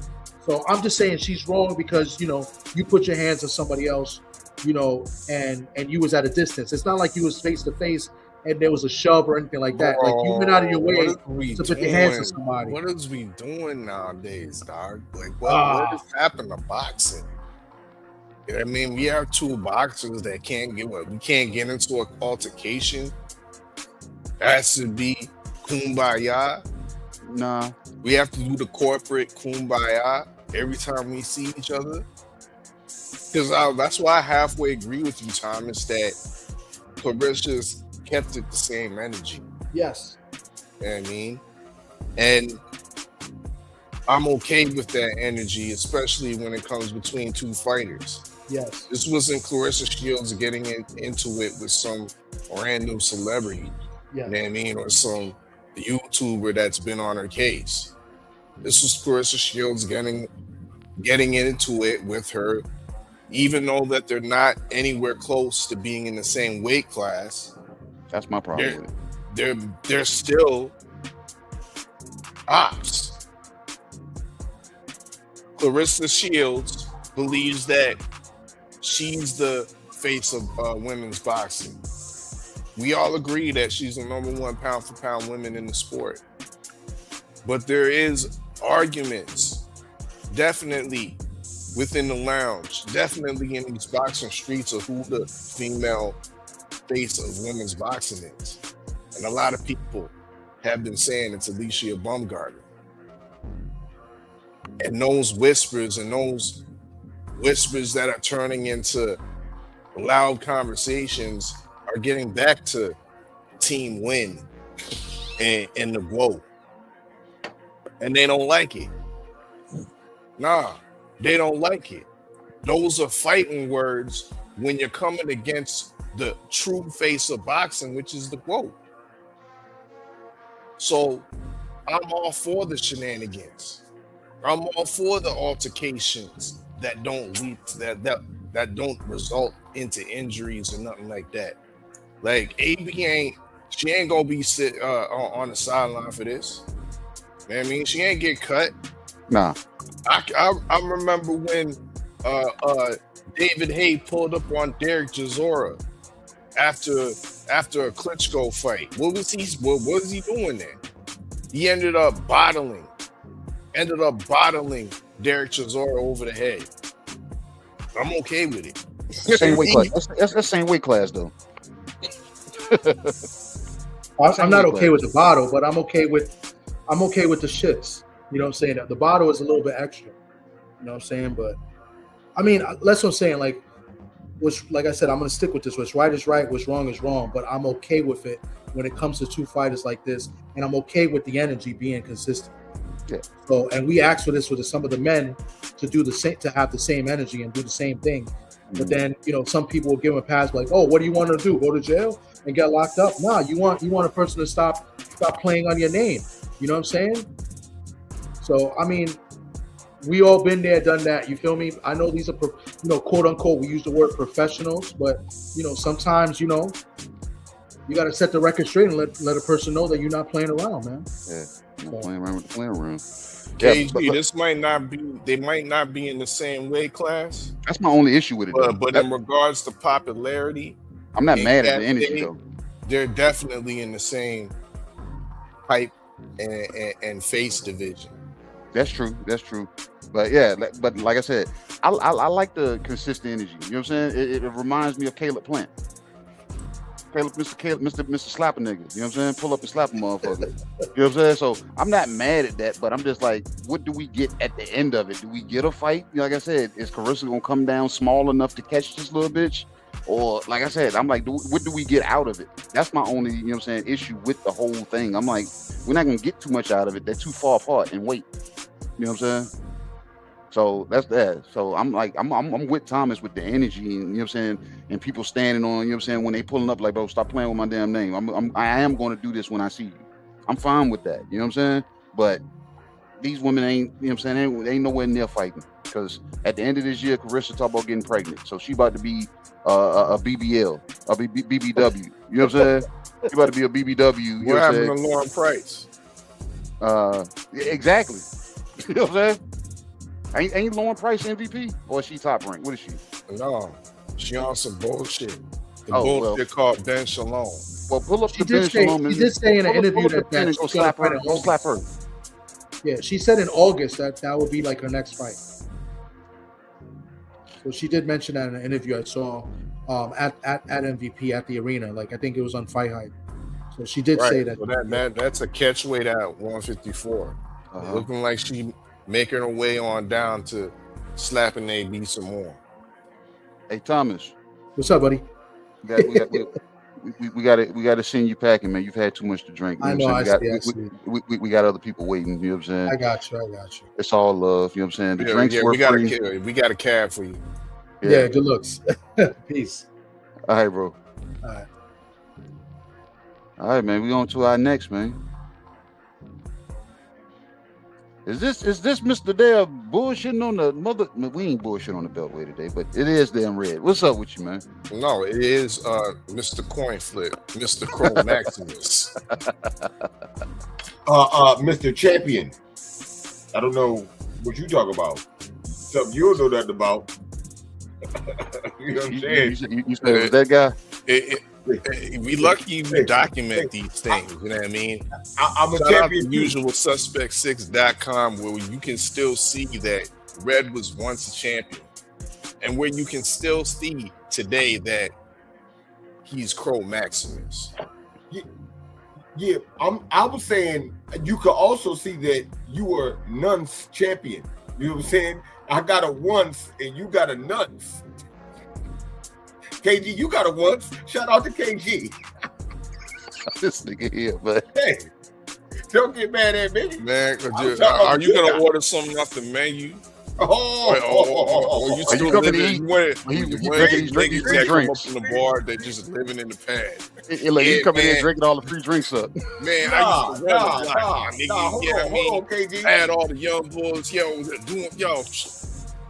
Yeah, man, that's what you doing right now, bro. See, you my brother and I love you. But if I didn't love you and you weren't my brother, that's grounds to get you slapped. Just like who y'all was just talking about. That's grounds to get, you know what I'm saying? We did the 5 fingers straight in the face. Oh, man. Yeah, man. You know what I'm saying? Brother, I order up. Huh? I said order up, bro. I mean, I heard y'all speaking on this shit. I thought it was hilarious, man. For Alicia to still talk that talk and think that wasn't nothing gonna happen, and then when something happened, to sit there and look shocked. Where was the bomb gardener at? You know what I'm saying? I mean, nigga, are you sure Alicia last name is Bumgardner and not Charlo? Because she's still like a Charlo would. She turned real corporate. She turned into a Charlo quickly. She said, authorities. Caleb Play hit Charlo. Charlo did the same shit. Jerry Hurd hit Charlo. They did the same. Man, that shit ain't thing. Look, who she been training with? She been training with Ronnie Shields? Nah. Derek James. Derek James. I'm sorry, Derek James. I'm sorry. You know what that means, right? Yeah, so was Charlo. Derek James will teach you how to dodge a punch, but he don't know nothing about slapping. He can't help you out with that shit. And I agree with KG. I don't like it because they not at the same weight class. But motherfucker, if your mouth was acting like it weighed that weight, then nigga, what's happening? You know what I'm saying? You gotta learn to stay in your place. Or get active. You know what I'm saying? So, hey man, I'm not all the way upset with it. And they've been having back and forth anyway. And it's good to see when shit hit the fan, who gonna really do what. You know what I said, Red, about that shit? I said Carissa showed up somewhere where she wasn't invited. She put hands on Alicia. I said, what if everybody in that room turned and jumped damn Carissa? Because it won't boxing business. What if everybody just jumped the fucking Gwoat? Everybody from MVP that said, no, fucking get her ass.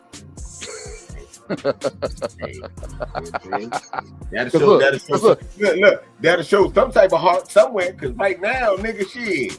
If Alicia Baumgartner is the face of MVP, MVP got a handprint on it. Alicia's supposed to have been able to snap her fingers. Hey, get that bitch. Or at least won't down boxing business. It won't boxing business. KG, you from an area where it's a lot of black people, and everybody that's black ain't tough. And when you not tough, is what's the phrase? You ain't going out like no hoe, but you not a tough guy. You can't fight. What's the phrase, KG? No, don't hold me back. Don't hold me back. Don't hold me back. Don't hold me back. No, watch out, because you want to say people, watch out. Let me. Yeah, it was none of that. It was none of that. Real corporate. Yep. I would like to notify the authorities. Hey, man. I would like to notify the authorities, please, because this is ridiculous. What kind of establishment is this? Who let her in here? Where's security? Yeah, that's what she's doing. Don't be writing them checks like that, man. Cause somebody gonna try and catch you. Yeah. You know what I'm saying? So, I mean, I don't know. That shit, will that be enough to make a motherfucker want to gain weight? Because I know that slap was enough to make a motherfucker want to lose some weight. You know what I'm saying? So what we doing? Yeah, I bet you she got other plans.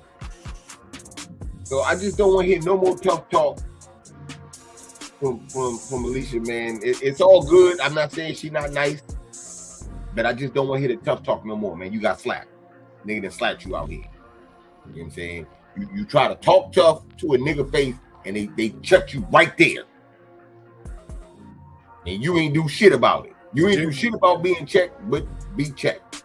Do we have a good angle or some good footage of that slap? Do we actually know if the slap actually landed? That's what I want to know. Was it a Caleb Plant slap that landed with full force, or did it? What I hear on these YouTube streets that the slap actually slapped away the hand. Oh, not the face. Well, this is what I know. The audio sounded like it was something serious. And she was quiet, like she got hit with the same sound that I heard. You know what I'm saying? You know how it be. KG, you know, you ain't see the slap, but the nigga holding their face with their mouth open, and the other person looked like they just...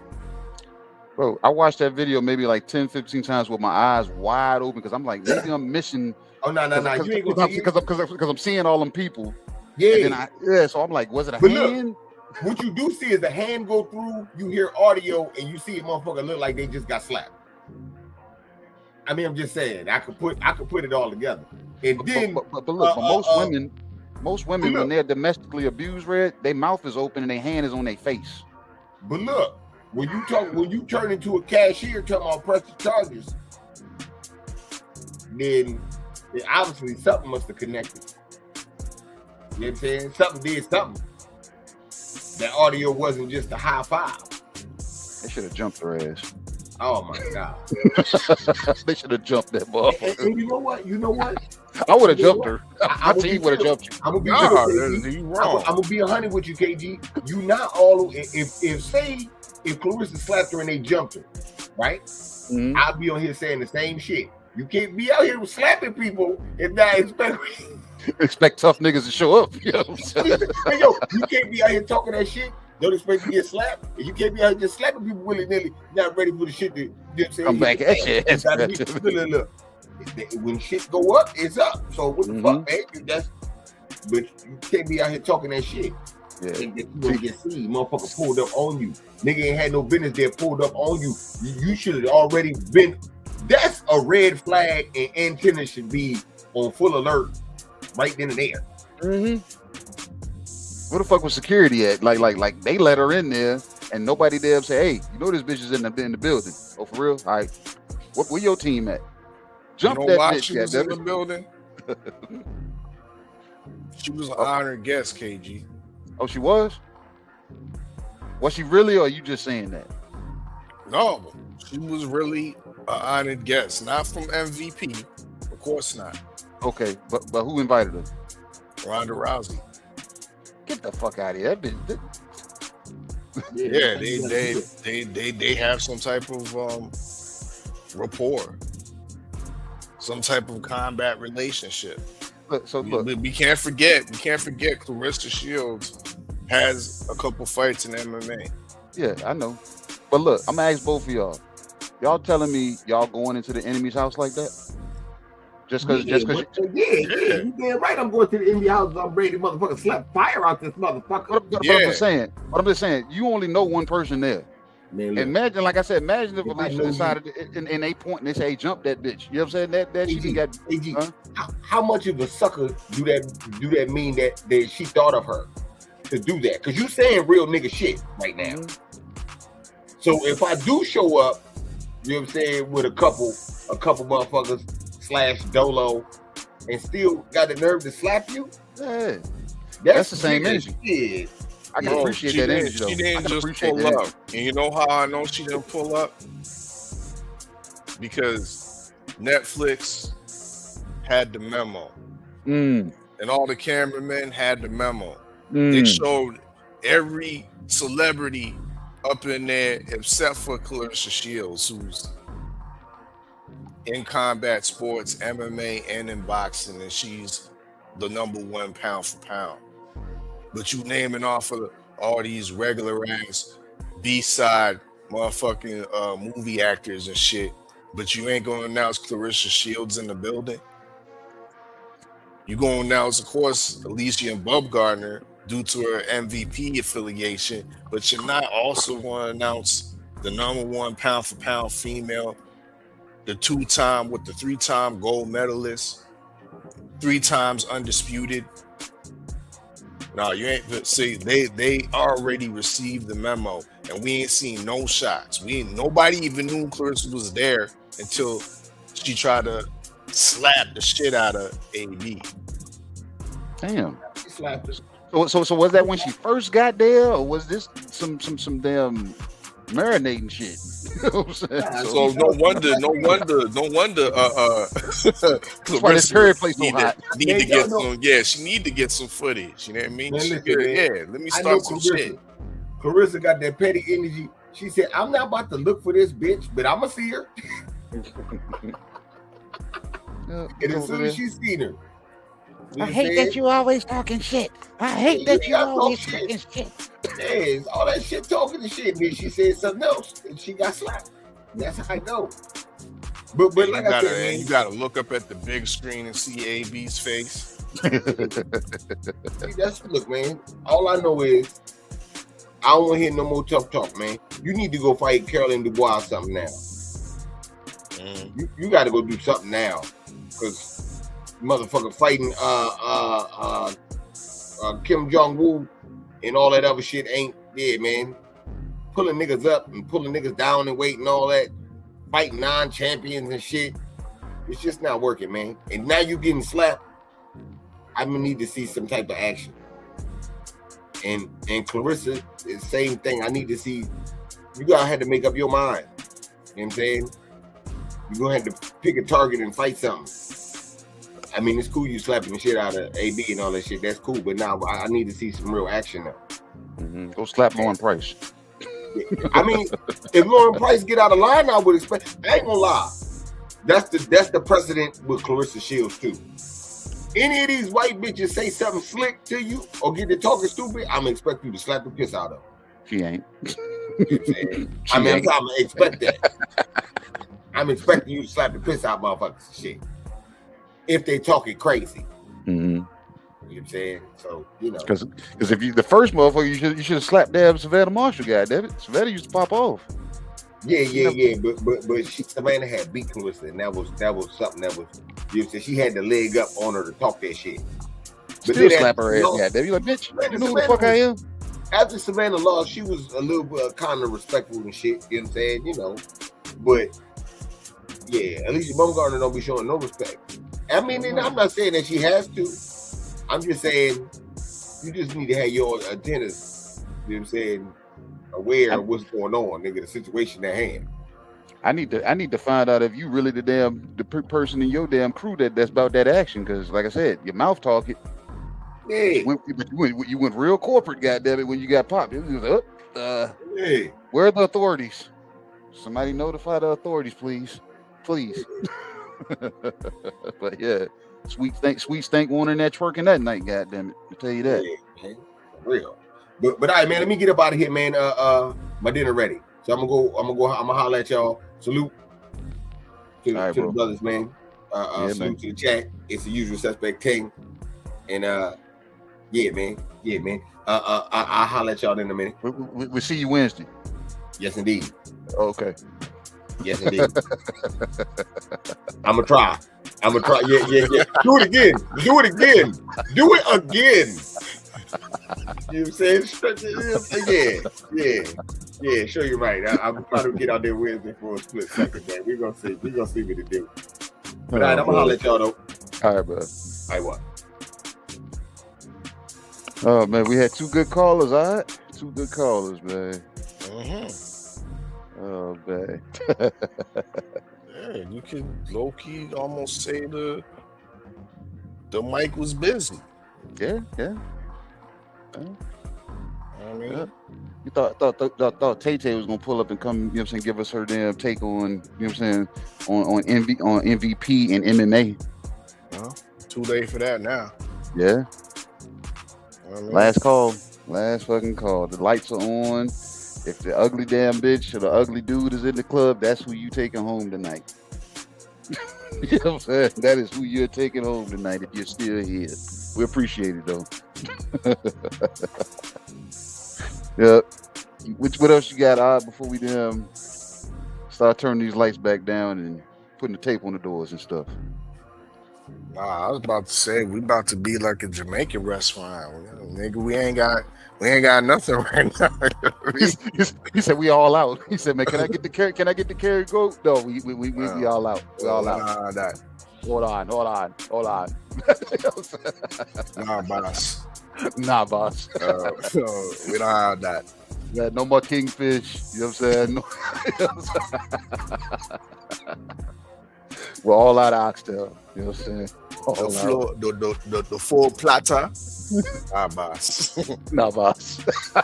It gone. Yep. Hell yeah. You got to get you a ginger beer to go, man. You know what I'm saying? That's about it. Get the people your last, man, so we can go ahead and wrap it up. Ginger beer and a patty, but it's dried up. It's already dried up. The cocoa bread is too, so bad, man. Salute to everybody that pulled up. Y'all know what it is. Check out the websites. Links are in the description of these videos, streams. usualsuspect6.com and shop usualsuspect6.com for your latest drip. We got the Clean Fighter campaign going on. Shout out Natasha the Nightmare Spence. Got a fight coming up June 12th. Rematch against Maricela Cornejo.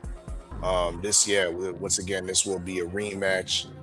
Natasha got the win in the first fight, and of course, she's looking for the second win over Cornejo, but in a bigger weight class. I think this is going to be at 168. Huh? Yeah. It's not going to be at 154. Yeah, I got to call her. Yeah, I don't like that. So, I don't like that. Clean Fighter tees, the Nightmare Spence tees, are definitely flying off the shelves, the digital shelves. So go get you some. All profits go directly. You know what I mean? A percentage goes directly to the fighters. You know what I mean? Because of course we gotta support our clean fighters. You know what I mean? That don't cut no corners and none of that dirty stuff. You know, dig? So Y'all know what it is. Go shop usualsuspectsticks.com. Other summer drip will be unveiled in due time, so be on the lookout for that. But y'all know what it is. Look out for Talk Heavy Tuesdays, Hard Hitter Sports and Entertainment. Of course, big up Cadillac Red, Bullshit on the Beltway. Be on tentatively looking out for it Wednesday and or Friday in the dig. Agnew podcast should be out. You know what I mean? Yeah, that should be out. Shout out Stay Ready Mac and the gang, Q, Cedric Agnew, as well as Val, Ringside Views. Y'all know what it is. Y'all go check that out on YouTube and all media platforms. The Agnew podcast, some dope in studio shit on another level type shit. You know what I mean? So make sure y'all show support over there as well. But yeah, that's my time. You know what I mean? It's your favorite yet your most hated all fella. Salute to the usual suspects. KG, I'm Gizon. That's what's up, man. You know what I'm saying? I feel said it, man. It's been another good one, man. Another great one. Appreciate everybody that pulled up. Everybody that ducked out and went back and told a friend, that told a friend, that told a friend, that told their cousin to pull up, and you know what I'm saying? We appreciate everybody. Once again, I would look for more interaction from the, you know what I'm saying, from the people when we put these links in, you know what I'm saying? Pull up, come spit your game, talk your shit. Or I'm just taking it as that y'all don't like the food that we serving. You know what I'm saying? Y'all just want to sit in the cut and drink up all the free drinks. But that is cool too, you know what I'm saying? Because we appreciate it either way. You know what I'm saying? Me and our fella, we want to always facilitate and have something to talk about. Tap in yesterday. It was me, Thomas, and the Invisible Man. You know what I'm saying? Turned out to be, you know what I'm saying, a recap show. But y'all can go back and check that out. You know what I'm saying? It's a recap show that, you know what I'm saying, we talked about this past weekend. One person we missed, our fella. Shout out to Quinn Quick Draw Randall for winning his fight. Indeed, you know what I mean? Yep. Shout out to him. Little tune-up fight over there in Houston, you know what I mean, against a low-key opponent. But yeah, got the dub. Clean fighter. Quick Draw Randall. Big up. Big up. Y'all stay tuned because open mics, you know what I'm saying? They're random, but they're not. If y'all are paying close enough attention to the news that's going on in boxing, you're gonna almost get you know what I'm saying, the notion when the lounge will be open. So come Thursday and come prepared to eat. This has been US6 Sports and Entertainment Open Mic. That's my boy our fella, and I am the good Dr. KG. Until next time. The usual suspect. Look, US6 where the real ones politic at. Late night smoke with the fight game where the critics at. Every punchline got a barcode and a timestamp. Receipt talk, we ain't never had to spin facts. Dr. KG with the pressure and the pause. Voice cut through the static and the industry noise. Live from the mud where the coaches still breathe. Where the fans want truth, lot of company feed. No scripts, all pain, all perspective involved. We seen puppets get promoted while the real get ignored. So we built our own table out the blood and the scars. Now the channel got motion from the hoods to the stars. Art fella in the lab like alchemists with the boards. Man, scientists, energy, plotting seasons and scores. Dana Black with the pool picks, sharpen the brand. Made accountability a language they don't understand. Tales from the B-side, let the underdogs vent. Open mic turn the casual fan militant. Suspect teams get dangerous after dark. When them uncomfortable truths start hitting the heart. We ain't ESPN pilots, we the alleyway version. Where the dialogue raw and the smoke got substance. Fight previews, recaps, community ties. Call-ins from the people, let the real ones decide. Boxing, culture, entertainment all blend. Soul loops, dusty drums, street sermons